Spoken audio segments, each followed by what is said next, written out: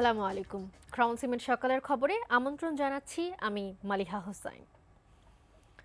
রাঙামাটি সদরের কুতুবছড়িতে প্রতিপক্ষের গুলিতে নিহত হয়েছেন এক ইউপিডিএফ কর্মী। গুলিবিদ্ধ তার দুই বোনকে হাসপাতালে ভর্তি করা হয়েছে। সকাল 7টার দিকে এই হত্যাকাণ্ড ঘটে। স্থানীয়রা জানান নিজ বাসায় অবস্থানকালে প্রতিপক্ষের ব্রাশ ফায়ারে নিহত হন ইউপিডিএফ কর্মী। এ সময় গুলিবিদ্ধ হন তার দুই বোন। নিহত ধর্মসিং চাকমা ইউপিডিএফ নিয়ন্ত্রণাধীন গণতান্ত্রিক যুব ফোরামের কেন্দ্রীয় সহসভাপতি। হত্যাকাণ্ডের ঘটনায় জনসংহতি সমিতিকে দায়ী করেছে ইউপিডিএফ নেতাকর্মীরা।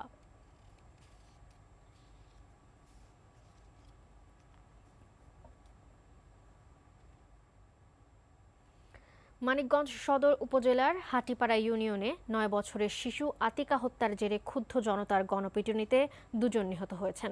পুলিশের স্থানীয়রা জানায়, গতকাল বিকেলে বনপাড়িল দক্ষিণপাড়া এলাকার একটি ভুট্টা ক্ষেত থেকে আতিকার মরদেহ উদ্ধার করা হয়। তাকে হত্যার অভিযোগে নাইম নামে এক যুবককে স্থানীয়রা আটক করে। এক পর্যায়ে পালিয়ে যায় নাইম। পরে রাতে নাইমের বাড়িতে হামলা ও ভাঙচুর করে ক্ষুব্ধ জনতা। এ সময় গণপিটুনিতে তার বাবা পান্নু মিয়া ও চাচা ফজলু মিয়া নিহত হন। এ সময় আরও একজন গুরুতর আহত হন। খবর পেয়ে পুলিশ গিয়ে পরিস্থিতি নিয়ন্ত্রণে আনে এবং মরদেহগুলো উদ্ধার করে হাসপাতালের মর্গে পাঠায়। শিশু আতিকা হত্যার রহস্য উদ্ঘাটন এবং গণপিটুনিতে নিহতের ঘটনায় জড়িতদের শনাক্তে অভিযান চলছে।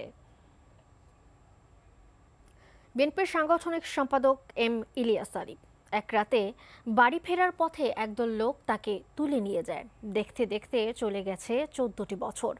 5 বছর এমনকি 8 বছর পরও গুম ঘর থেকে অনেকেই ফিরে এসেছে, কিন্তু ফিরে আসেননি ইলিয়াস আলী। রাজপথ থেকে জাতীয় সংসদে গিয়েও স্বামীর সন্ধান দাবি করছেন তার স্ত্রী। আন্তর্জাতিক অপরাধ ট্রাইব্যুনালের চিফ প্রসিকিউটর আমিনুল ইসলাম বললেন, আরেকজন ব্যক্তিকে জিজ্ঞাসাবাদ করলেই ইলিয়াস আলীর গুম রহস্যের জট খুলতে পারে। বাকিটুকু জানাচ্ছেন আপেল শাহরিয়ার।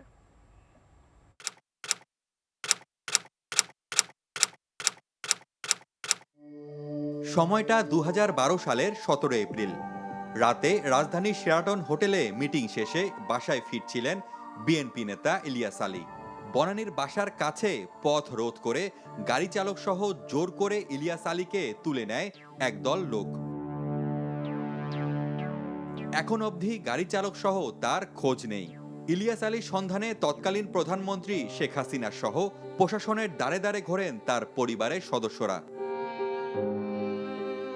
তার সন্ধান দেয়া তো দূরে থাক, উল্টো ইলিয়াস আলীর গুম রহস্য নিয়ে নানা তির্যক মন্তব্য করে আওয়ামী লীগ সরকার।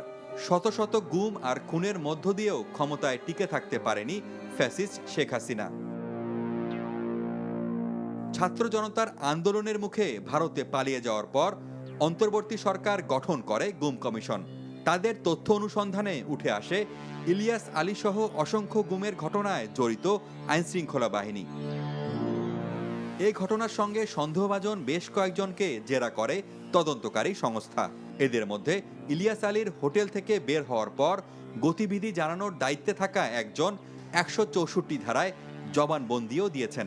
অপহরণের সঙ্গে কারা জড়িত ছিল তাও জানায় সে। সম্প্রতি গ্রেপ্তার হওয়া ডিজিএফআই এর সাবেক মহাপরিচালক মামুন খালেদকেও গুমের বিষয়ে জিজ্ঞাসাবাদ করা হয়। বেরিয়ে আসে আরও চাঞ্চল্যকর তথ্য। এই ঘটনার সঙ্গে সাবেক সেনা কর্মকর্তা জিয়াউল আহসান সহ নেপথ্যের বেশ কয়েকজন জড়িত থাকার বিষয়টি উঠে আসে। অচিরেই ইলিয়াস আলীর ভাগ্যে কি ঘটেছে তা জানা যাবে বলে জানিয়েছেন চিফ প্রসিকিউটর আমিনুল ইসলাম। জিয়াউল আহসানের মামলায় যারা সাক্ষী ভবিষ্যতে আসবেন, আমরা বিশ্বাস করি তাদের সাক্ষ্য থেকেও আমরা কিছু তথ্য সেখান থেকে আমরা পাবো। ডিজিএফ এর যে প্রধানকে আমরা গ্রেফতার করেছি, তার কাছ থেকেও কিন্তু আমরা এক ধরনের কিছু কানেকশন, আমরা ইলিয়াস আলীর গুম সংক্রান্ত কিছু কানেকশন আমরা তার কাছ থেকেও পেয়েছি। আরও কিছু কিছু তথ্য আমাদের কাছে ইতিমধ্যে আসছে, কিন্তু আমরা এখনই তদন্তের স্বার্থে তো সবগুলো আমরা ডিসক্লোজ করতে পারবো না। তো আমরা এটা আশা করি ইনশাল্লাহ যে আমরা ইলিয়াস আলীর গুমের যে ব্যাপারটি সেটা আমরা উদ্ঘাটন করতে সক্ষম হব। গুম কমিশনের সাবেক সদস্য নূর খান লিটন বলেন, সরকারের সদিচ্ছা ও আইনের সঠিক প্রয়োগের মাধ্যমে ইলিয়াস আলী সহ সব গুমের রহস্য বের করা সম্ভব। র্যাপিড অ্যাকশন ব্যাটালিয়ন র্যাবে কর্মরত অবস্থায় যদি কারো বিরুদ্ধে অভিযোগ আসে, এনএসআইতে কর্মরত অবস্থায় যদি কারো বিরুদ্ধে অভিযোগ এসে থাকে, তিনি যদি মাতৃ বাহিনীতে ফেরতও যান, তারপরও তাকে জিজ্ঞাসাবাদের আলোকে আনার ক্ষেত্রে ওই বাহিনীগুলির সহযোগিতাটা খুব জরুরি। রাজনৈতিক নেতৃত্বের নির্দেশনার ছাড়া শুধুমাত্র বাহিনীর পক্ষে এই জিনিসগুলি কন্টিনিউ করা সম্ভব না। প্রসিকিউশনের যে টিম কাজ করবে তারা যাতে নির্ভীক চিত্তে বাধাহীনভাবে কাজ করতে পারে সেটি সরকারকে নিশ্চিত করতে হবে।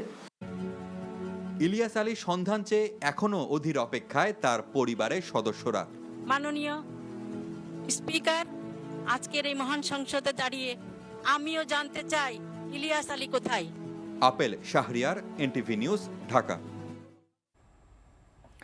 জামায়াত ইসলামীর আমির ও বিরোধী দলীয় নেতা ডক্টর শফিকুর রহমান বলেছেন, জুলাইয়ের রক্তের ওপর প্রতিষ্ঠিত সরকারকে অবশ্যই জন আকাঙ্ক্ষার রাষ্ট্র করতে হবে। মগবাজারে দলের জেলা আমির সম্মেলনে এই কথা বলেন তিনি। প্রধানমন্ত্রী যিনি হবেন, সংখ্যাগরিষ্ঠ দলের যিনি নেতা হবেন, সেই প্রধানমন্ত্রী বিদ্যমান রাষ্ট্রপতিকে লিখিত অনুরোধ জানিয়ে দুটি অধিবেশন ডাকার আহ্বান জানাবেন। তিনি একটি ডাকলেন, আরেকটি ডাকলেন না। এইখানেই তিনি তার দায়িত্ব পালনে ব্যর্থতার পরিচয় দিয়েছেন। সংকট প্রথমে ওনাদের শপথ না নেওয়ার মধ্য দিয়ে সূচনা, এরপরে সংসদ অধিবেশন না ডাকার মধ্য দিয়ে তার সুলকলা পূর্ণ। পেট্রোল পাম্পগুলোতে জ্বালানি সংকট কমছেই না, বরং কয়েকদিন ধরে চরমে পৌঁছেছে গ্রাহক ভোগান্তি। দীর্ঘ লাইনে দাঁড়িয়েও তেল সংগ্রহ করছে যানবাহন চালকরা। এই মুহূর্তে রাজধানীর বিজয় সরণি এলাকার একটি ফিলিং স্টেশন থেকে সরাসরি যোগ দিচ্ছেন senior correspondent apple Shahriar. Apple, এই মুহূর্তে কি অবস্থা দেখছেন পেট্রোল পাম্পগুলোতে, জানাবেন।